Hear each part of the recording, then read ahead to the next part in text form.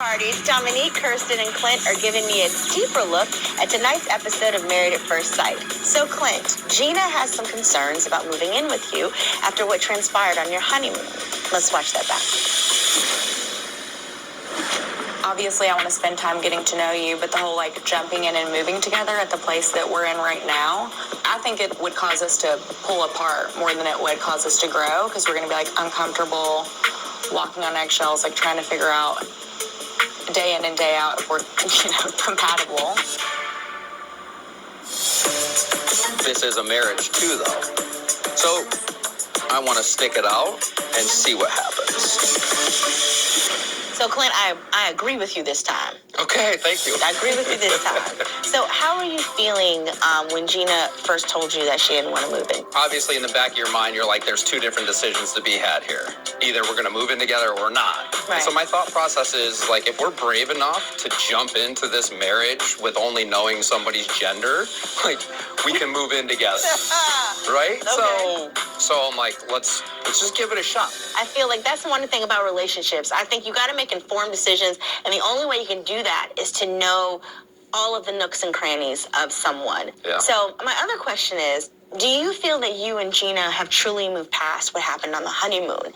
I mean, we've had the conversation, but are we truly over the situation that happened on the honeymoon? Probably not. I mean, there were some things that happened on both ends. Mm-hmm. She's probably taken aback as far as my initial response. So I think there's a little bit of trust issues going on there too. So yeah, there's probably a couple of things that are going on. So how are you approaching getting past this? By spending more time for her getting to know me and who I am as a person and my true intent. She needs exposure to really understand who I am. I'm just laughing because y'all live in the same building. I'm like, it's not like she can really go that far. So I'm kind of interested because you're kind of like an outdoorsman, right? I am. Boating and all that. Yeah. I was really shocked that you don't have a house on the lake.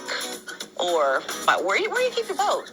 Yeah, so I have it at a yacht club. Okay. So I've got a couple boats. Okay. So they're all hanging out there. And I would even see you living on a boat. Yeah, I totally could. It's like one of my life dreams. I would love to do that. Go around the world, have a house here, house there, and kind of do that whole thing. But yeah, my old house, I had it built. It was right on the river down in Florida. So I've lived that life and I want to try something different. So I moved to downtown.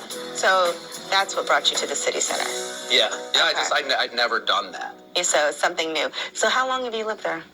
6 years now. Oh, it's been a minute. Yeah, so I spent a minute downtown. Okay. Dom, what do you think of Gina deciding not to move in? I feel like she's probably still a little hurt at this point from the honeymoon comment. Okay. But ultimately, I feel like Clint is saying all the right things, to show that he is still committed. Mm-hmm. He still wants to go through with this process, and really give it a fair chance. So, Dom, I know y'all's situation is different. I'm not one to talk. So, I mean,